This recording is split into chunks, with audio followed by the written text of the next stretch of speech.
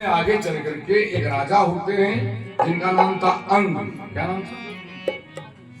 एक बात देखो, आप कथा के लिए कथा मत सुनो, कथा को आत्मसात करो।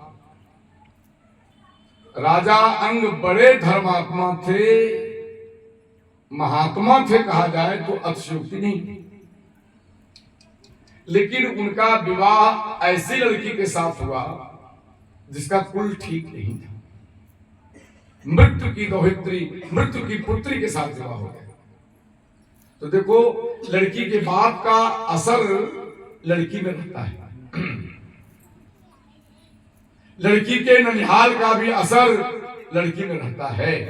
इसलिए इस मन से नहीं कहना चाहूंगा, लेकिन कथा कर रहा हूं कि किसी लड़की को बहू बनाने के पहले उसके माँ बाप के जीवन शैली और उसके ननिहाल के जीवन शैली पर विचार कर लेना चाहिए। अगर अपनी कुल परंपरा को एक अच्छा रूप देना है तो मृत्यु की पुत्री से विवाह कर लिया, अब उससे बेटा हो नहीं रहा था। यज्ञ कराया, खीर प्रकट हुआ, खिलाया, एक बेटा पैदा हुआ, लेकिन मृत्यु के संस्कार आ गए। एक बेटा पैदा हुआ जिसका नाम था बेन। बेन ऐतिहासिक नाम है।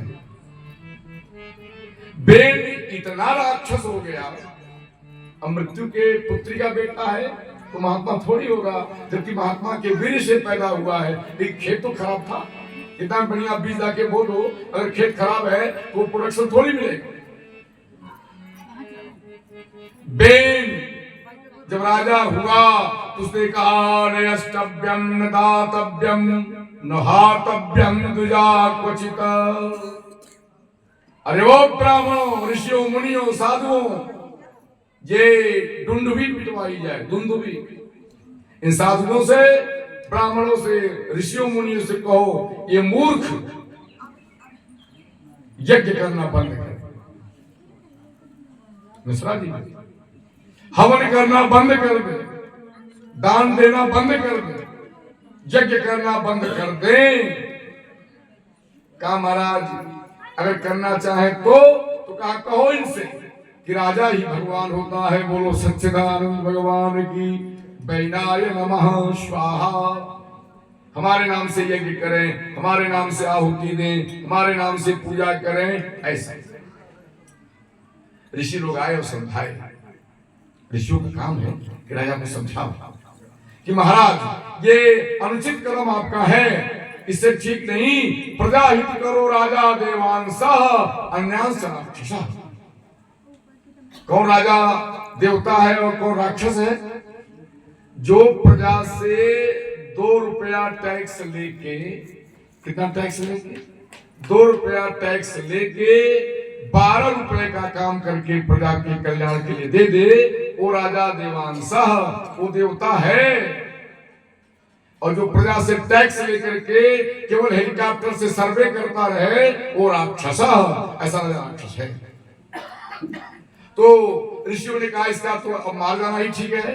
हुंकार भर दिया और बेन का अंत। हुंकार भर दिया ऋषियों के। ऋषियों के गर्म सांस में, ब्राह्मणों के गर्म सांप में इतनी ताकत है कि बड़ा बड़ा शक्तिशाली राजा भस्म हो जाता है, भस्म। लेकिन बिना राजा के अराजकता होती है, लूटपाट सब बचा। तो उसकी लाश के दक्षिण उरु जंघे का मंथन किया गया। मंथन से काला, कलूटा, बिकरा, नाटा, खोटा, विकृत रूप पैदा हुआ एक पुरुष। ऋषियों ने कहा निशीथ, ठहर जाओ। उसी का नाम हो गया निषाद। क्या हो गया? वही जाति निषाद की है जो वनों में नदियों के किनारे रहते हैं, वो निषाद। अभी राजा नहीं मिला तो उस बेन के दोनों भुजाओं का मंथन हुआ। क्या हुआ? मंथन। देखो आप, समुद्र बड़ा खारा है ना, क्या है? बोली जोर से।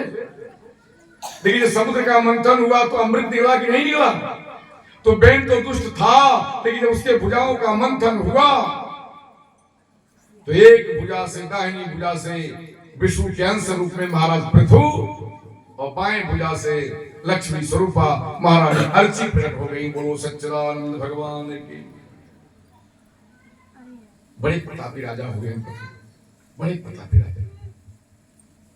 इतना यज्ञ किया कि कुशों से धरती फट गई। कुशों से धरती खोद खोद के लाई जाती थी। इतना लाद दिया कि पूरब तरफ जो धरती है वो लटक गई। क्या हो गई? पूरब तरफ खाल है ना, इतना कुछ लाद दिया कि धरती बोझिल होके थोड़ा ऐसे लुढ़क। जब 99 की पारी आई तो इंद्र आया, उसका बेटा घोड़ा उठा ले गए। पृथु ने कहा मैं इंद्र को मार दूंगा। तब ब्रह्मा ने कही नहीं, इंद्र को मारो मत पृथु, इंद्र तो देवता है, यज्ञ का भाग लेता है, हमारा कल्याण करता है, उसका वध मत करो। कहा हमारा घोड़ा चुरा ले गया। कहा कि तुम सकाम यज्ञ कर रहे हो कि निष्काम? अब ध्यान दें आप, अगर आप सकाम यज्ञ कर रहे हो, पढ़ी संकल्प बोलते हैं ना, क्या कल्याणार्थम पुत्र पौत्रादि अर्वचिन सत्संगत लाभार्थम राज्य प्राप्त्यर्थम वित्त प्राप्त्यर्थम दुनियादारी प्राप्त्यर्थम, तब तो तुम्हारे यज्ञ के फल की अभिलाषा तुमको है। और अगर तुम कह रहे हो भगवत प्रीत्यर्थम, इसके लिए भगवान प्रसन्न हो जाए इसके लिए मैं पूजा कर रहा हूं, भगवत प्रीत्यर्थम, तो तुम्हारे संकल्प में तुम्हारे यज्ञ के पूर्णता की जिम्मेदारी समाप्त। 99 यज्ञ हुआ, घोड़ा चुरा ले गए इंद्र बेटा। तब तक भगवान आ गए। कहा पृथु जी मैं आ गया, अब आपका यज्ञ पूर्ण हो गया। बोलो सच्चिदानंद भगवान की। जब भगवान आ गए तो यज्ञ पूरा हो गया।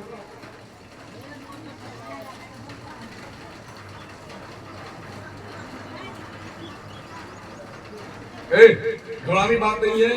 इंद्र आता है तो वर्षा के रूप में आता है ना, तो जाहिर जैसे प्राकृतिक बारिश हो गई, लेकिन हो तो गई, कुछ ध्वनि सुनाई पड़ गई, ये यज्ञ की पूर्णता है।